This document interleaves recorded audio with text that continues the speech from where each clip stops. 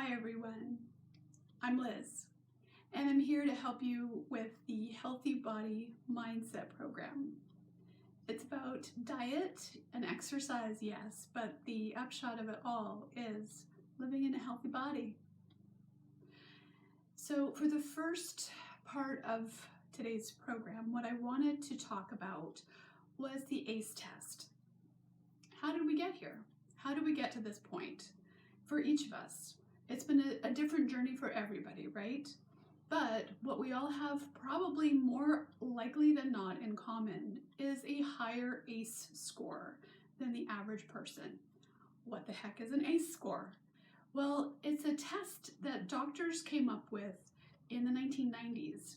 Some doctors from Kaiser Medical Center were doing some research to try to help people who were resistant to diet and exercise.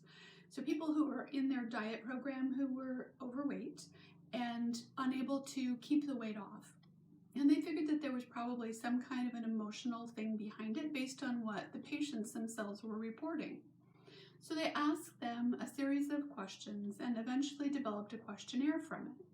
Now the problem is that most people haven't heard of it yet because doctors would basically be passing patients off to psychologists because what they found was that childhood trauma impacts us later in life. So as part of the first class, I'll be sending out a copy of the ACE test for each of us. Adverse childhood experiences are things like breaking a bone before the age of 18, having death, job loss. The ACE test is talking about the adverse effects that we've had from different childhood experiences. When things go wrong and there's nobody there to really help us frame our emotional experience of an event, it becomes a trauma.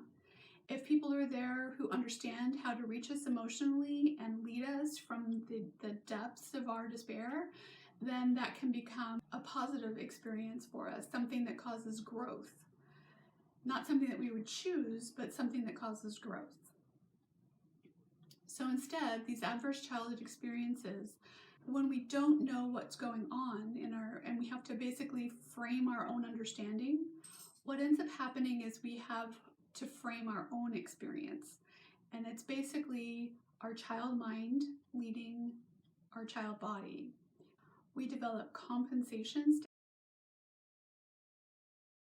that lead us to things like an increased chance of becoming overweight, an increased chance of chronic illness, an increased chance of drug use, alcohol use, school absenteeism, job absenteeism. And I can tell you in my personal experience, it's also led to increased just general illness, catching colds more frequently. Since doing a lot of emotional healing work on myself, the energetic healing, I am much healthier on a daily basis. I catch far fewer colds per year. I haven't been on antibiotics for a sinus infection in 11 years, whereas before I was on them about 6 to 8 times per year because I had chronic illness, constant chronic sinusitis. So our adverse childhood experiences are with us every day of our lives until we deal with them. And that's the important thing for me to tell you here, is that they're not something to be worried about. They are something to be seen, understood, brought into the light, and to be able to say to oneself, wow, look at what I've been through. And how could I have done any differently? There's no way that child us could have done any different. We were just getting by. We were just coping. And so I just want to take a moment here to have you kind of tune into your body and maybe close your eyes if you're up for it. I'm going to close mine to encourage you. And just really drop in. Just, both feet on the ground, just taking a deep breath and sighing it out. Connecting into that little one still within. in need of your love and your acceptance, who needs you to forgive him or her, to send love, and to let him or her know that you're here to guide her or him for these next 8 sessions and for the rest of your life with love, with respect, with dignity, and with increased understanding. That really this subconscious and unconscious part of ourselves is something that's been trying to save our lives every day. And it can't understand until we let it learn that the old days are gone and that what worked as children to help us survive is now no longer serving us. And part of that area that no longer serves us is the food compensations. Just send it love and let it know that there will be guidance and that it will be able to do some learning every one of these sessions, and that it too will feel comforted and safe and ready to proceed a little bit more every time. Alrighty, so you can open your eyes. So then the next thing is about family of origin. In our family of origin, there were lots of rules for us to follow. And the thing is, we're still following them. So in our family of origin, we often had to stay small, or we had to be unheard in order to survive. And in order to survive, those rules get written into our subconscious and they become an automatic program. And that doesn't stop, no matter how old we get, until we do subconscious and unconscious work. Now, part of being unseen and unheard means limiting activity. So for example, if you're born into a family like my mother was, where both of her parents had polio, when you're born into a family like that, every time you move, your parents are potentially going to freak out because they can't catch up to you and they can't protect you. So it naturally means that you're going to limit your movement because of that. Now, perhaps you were born into a family where you had older parents, potentially the same thing. You get the feedback from mirror neurons that are echoing their distress at your actions. And so there's limiting of self as a result of that. Now, all of this is stewing around because we can't have access to it, because it's way more than the conscious mind is in charge of. We have plenty to do just trying to survive in the daily world, right? And the unconscious and the subconscious have been doing all sorts of work behind the scenes. So again, I'm a huge fan of thinking of the subconscious as a friend that we're just getting to know. It's in charge of what we can know when we can know it. And so I just encourage you to be constantly telling yourself how much you love yourself, all layers of yourself, how much you appreciate the work that's been done for you and is continued to be done for you by the subconscious and the unconscious, and know and trust that it will all unfold in exactly the right way at exactly the right time, that you are in the perfect place and perfect time to start addressing this. So that said, I have come up with a goal for today that I will start working on. And, in general, I encourage you to send me an email, text me any questions that you have so that you can get them answered at the start of the next class. That's what I'll do. I'll have, from here on out, any questions, I will go through them and answer them to the best of my ability.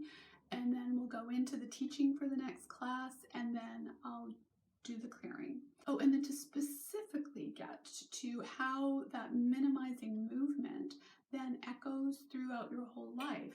As a child, you're minimizing movement to be safe. You get the message, you are going to dart out in front of a car or something like that, or cross the street without looking, without holding mom and dad's hand. And so you start to hold back on movement, seeing movement as dangerous in the subconscious level. Or even, like I was incredibly clumsy as a child, and it just got to be kind of humiliating and painful to always have scabs on my knees, and so that as well could be something that holds one back. But having that kind of programming in the background, then anytime we want to attempt to start an exercise program, you and I know it's for our health, but that fear is bubbling up underneath again, right? So it's working against what we would want to have for our highest and best good. It will be something that we address here. So I'll go ahead and read the goal now. Even though I have experienced adverse childhood events, I forgive myself for any habits, urges, and impulses that I have developed as a way to comfort myself, compensate for, or control my environment, and I take back my power. I empower all parts of myself to support healthy food choices and quantities, healthy exercise choices and quantities, and healthy free time choices and quantities. All right, so this is what I'm going to do the balance on, and let me just go ahead and check into that, checking in the group energy body. So there's some emotion.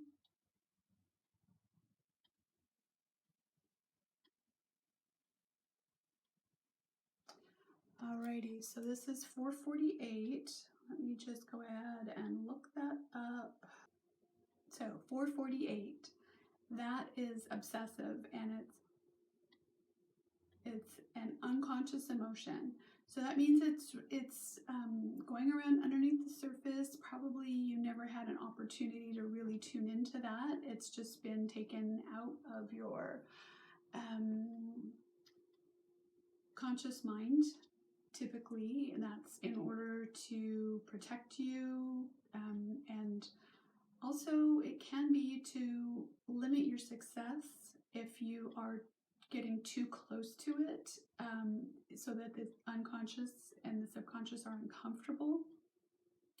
And just here on out, I'm just going to probably just be saying subconscious, meaning that whole, like everything below the surface of the iceberg, below the ocean surface, the conscious mind being the tip of the iceberg, just to simplify things.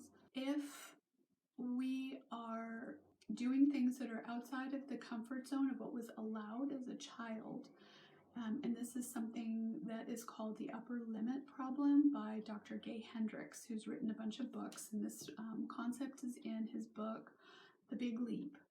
And we can all, as we are trying to take this particular big leap of having a shift in mindset, part of what is needed to get through is to learn the feeling of what obsessive feels like in our body, allowing the feeling in so it doesn't come in through food choices or quantities, for example, but also that the body no longer, because we're working with it, no longer needs to hold us back by controlling our behavior in certain ways that bring up things that would limit us, like maybe we overeat and then we feel ashamed, and so we're kept small, we're kept down.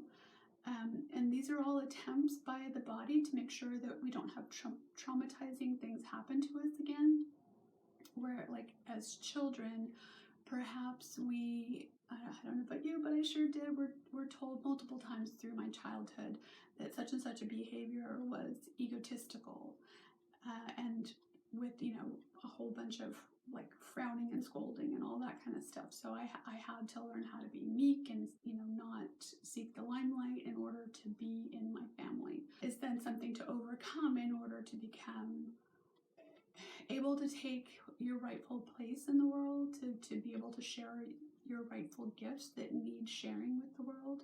So we're not doing this out of egotism, we're doing this out of growth and giving back and being able to be worthy of what our souls had asked of us to be here right now, working through all of this.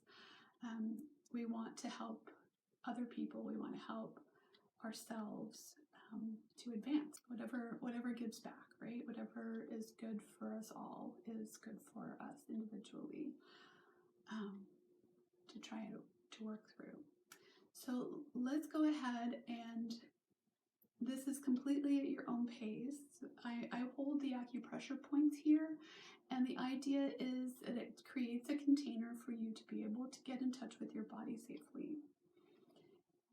When you feel like you've had enough of the sensation, you disengage. You can imagine that you're just testing a drop. If you're scared of emotions like I was, you just stay there for a moment, and then if you need to, what I used to do is dissociate. It's hey, it's a skill. It's a necessary skill. When things get to be too much, to be able to kind of tune out and get sleepy, and it's a comfort, actually. You don't want to stay there forever. You'll see as we go through the sessions that you are able to stay with the sensation longer. But it's something very much that you need to set exactly what your boundaries are, and just disengage. Think of a safe place that's beautiful. Maybe it's a beach in Hawaii or something like that, and you can see and hear the waves out there, and it's looking beautiful.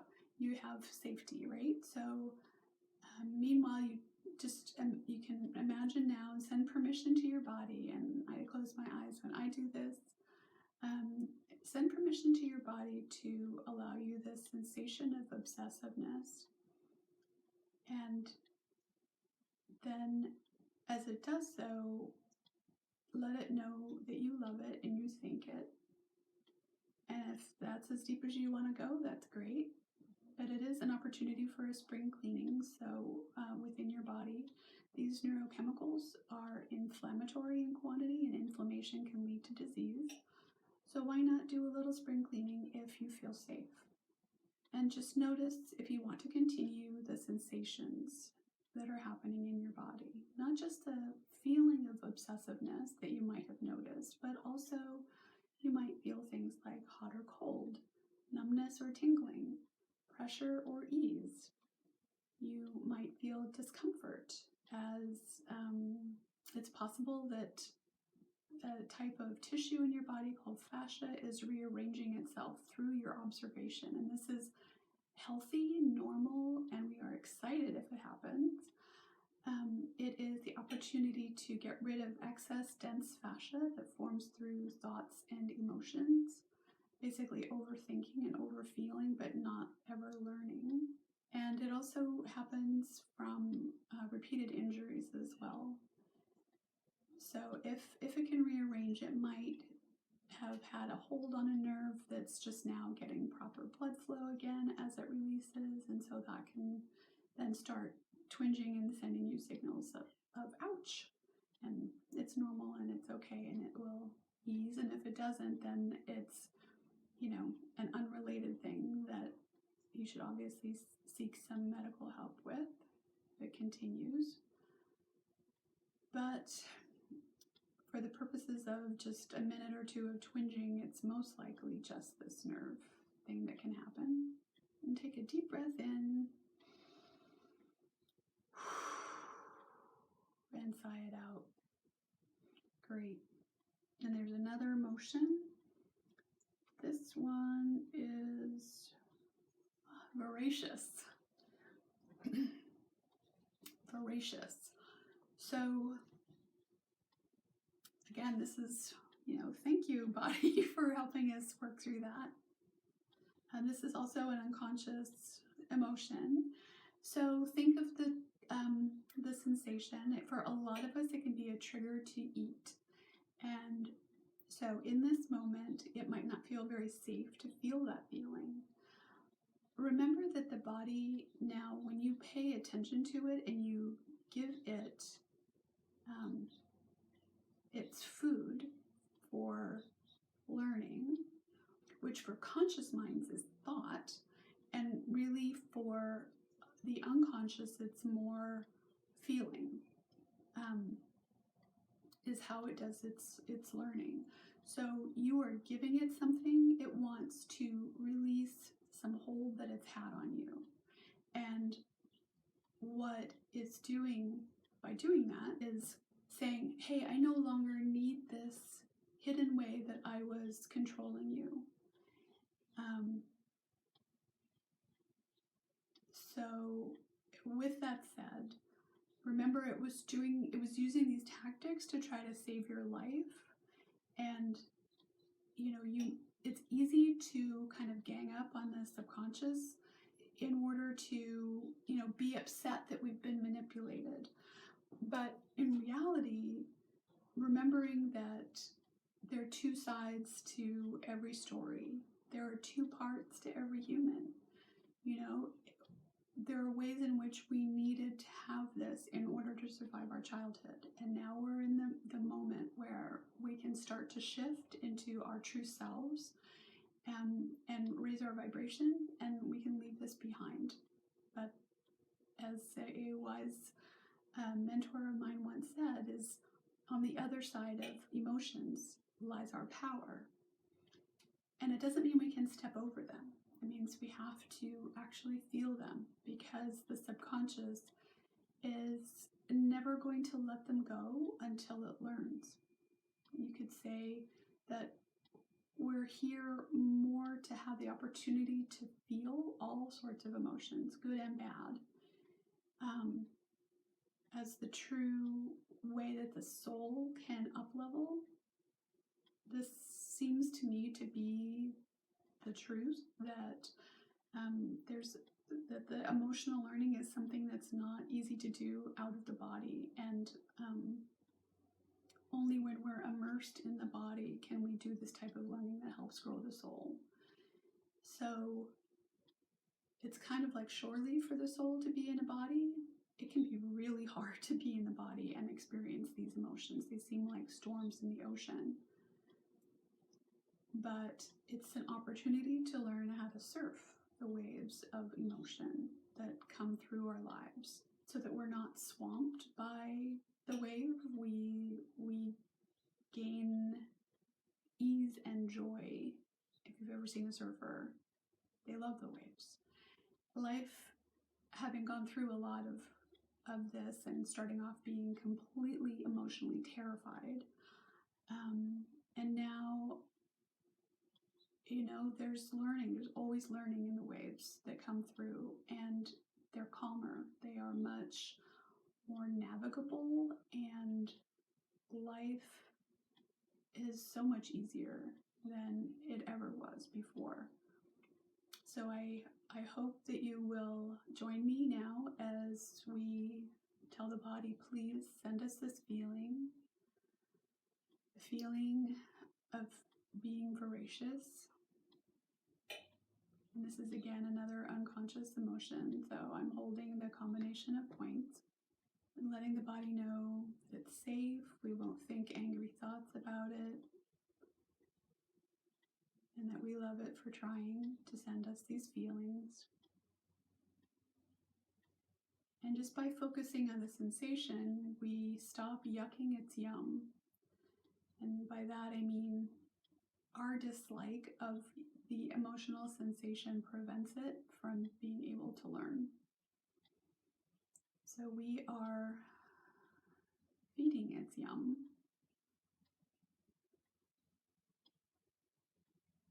Letting it do its work.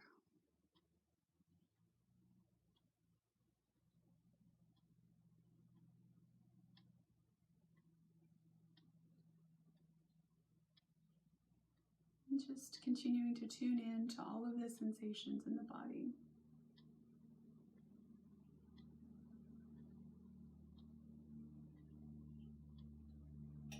They are our friends right now.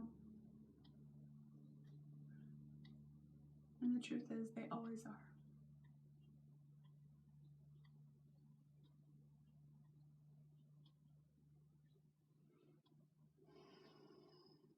Okay, so those are the two emotions for today. And I'm just checking some other things that are going on, and I'll explain what I'm doing, because it's important to know that part of what the body is doing in trying to learn in sending us feelings that we're pushing away. We're pushing them away because 2 reasons. The primitive brain is threatened by them. That's the brainstem. It's threatened by them. It acts as the same, whether it's an internal or an external event. It thinks of it all the same way. Either it's safe or it's dangerous, and it thinks of negative emotions as dangerous. So it's trying to avoid these sensations, and it is part of what is making us want to withdraw from the feelings. And then there's the conscious mind, which, you and I know that if we have a feeling of voraciousness, we can't get through our day. We're going to stop, and we're probably going to eat too much, right? So we need to disengage from it typically, right? We would normally never allow the feeling. But it could be anything. It's just any kind of feeling. We have to get through meetings, we have to get through dinners, we have to get through relationships, of all types, right? So we need to make a living, and we shut stuff down in order to be able to exist in the world. It's just important that every night we tune in with ourselves and be able to connect in and allow what the body needs to feel to be felt. So and I'll just stop and say that you can put a hand over right below your collarbone and a hand on your forehead, and the combination is a relaxing thing for the mind. It helps to get rid of shock from the mind and body. And if you think of it, when something really horrendous happens, people will go like that, or people will go like that. This is a subconsciously known thing, right? That in some way we're trying to balance. So let's bring them together.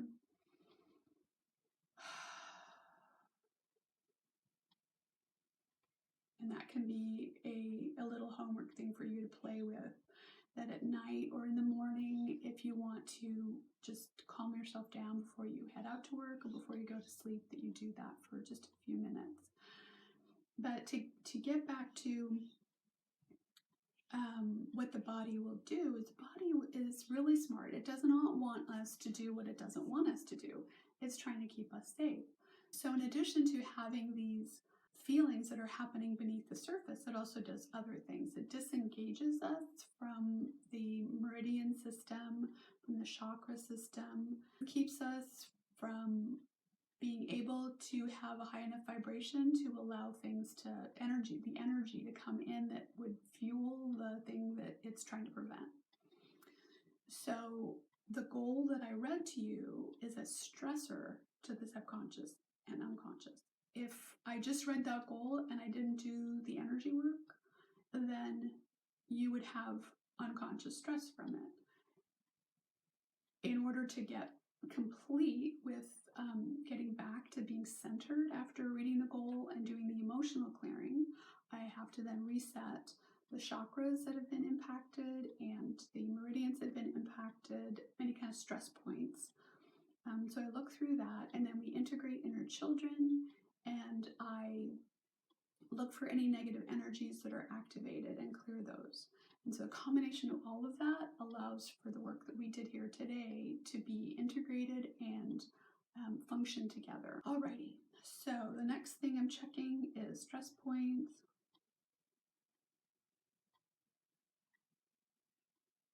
Okay, so there's 10 items.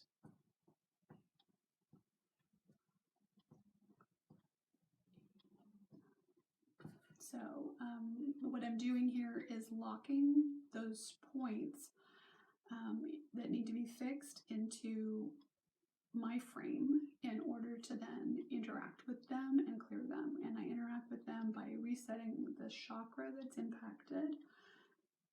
And that's, let's find out the level.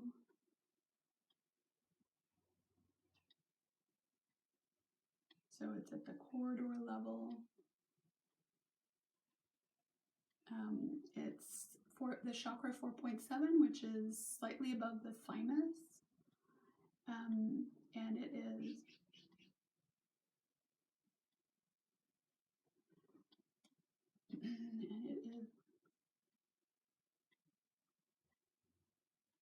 so we're sending in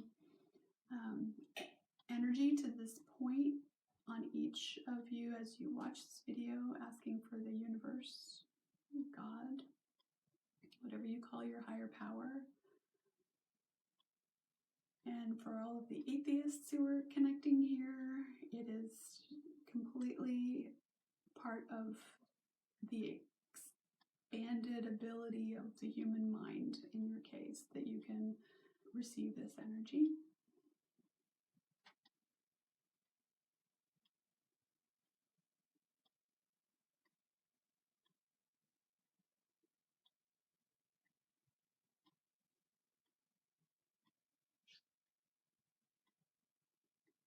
Okay, so that is complete.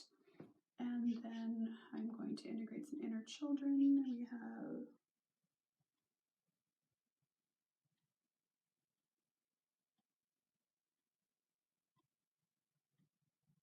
2,880 inner children.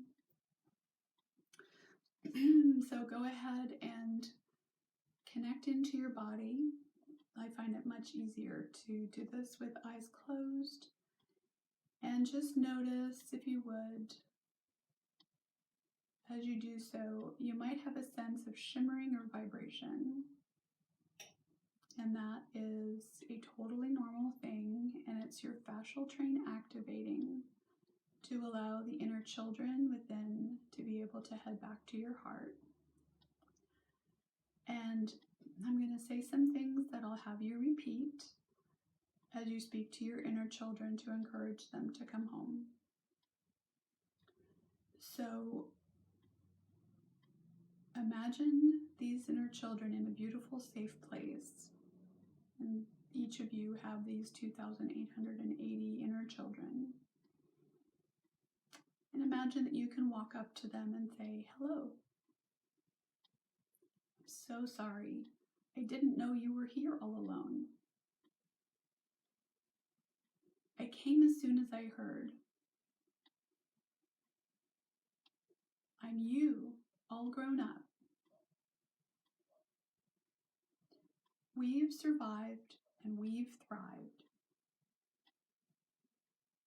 Your home is in my heart. Come home to my heart. And show them pictures of you now between the ages of birth and the present day. And as you do so, go ahead and maybe send 6 pictures. Imagine 6 pictures or a dozen, up to you.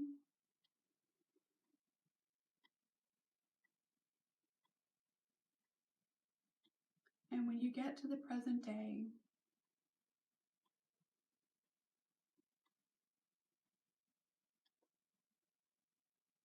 you can take a deep breath in and let it go. Now ask these inner children if they're willing to come home to your heart. And if they're not willing to come home, if they seem hesitant or afraid, you can ask them if they think that they are whatever your higher power is. Do they think that they are in charge of everything? Or is it perhaps time to let your higher power and yourself take care of them? And usually that's enough to make them shift. And if not, you're going to need to stop the video and just continue in and send love to your little ones until they're willing to come home. And if anyone has some particularly scared ones, please do let me know in an email and I will help you with more suggestions. And I will just say that the hardest ones sometimes to get home are the teenage ones, because of course they think they know better than adults, and they're actually kind of embarrassed of us, of who we are as adults. Sometimes we can be kind of cringy as because we're not cool. So doing the best we can in our slightly older than teenage states, right? But do whatever the bottom line is. Do let them know that they are loved. They are loved and they are needed for you to become whole. So for those, assuming now that everybody is on board, all of these inner children are on board, ask them to shrink down to the size of a pixie and let them know they can have wings. They might also want to be like little fireflies, shrinking down, and with that glow, heading back home to your heart. Whatever way feels right for you, that's the way it should happen. And just continuing to connect in with that shimmering or vibration sensation as they head home. You might even feel them start to cross into the walls of your heart. And this is the home of the integrated experience that we have. The integrated emotional experience is all held in the neurons of the heart. So just like a mother hen welcoming her children home, welcome all of these little ones in, and then take a deep breath in. And as you release it, send a buttery yellow light to every cell in your body, the color of self-compassion. And as you do so again, take a deep breath in and release this one, sending love to every layer of who you are that cooperated here today. That takes care of that. Let's see, we've got negative energies, so I'm just going to go through and clear those. So connect into your body, sending it love.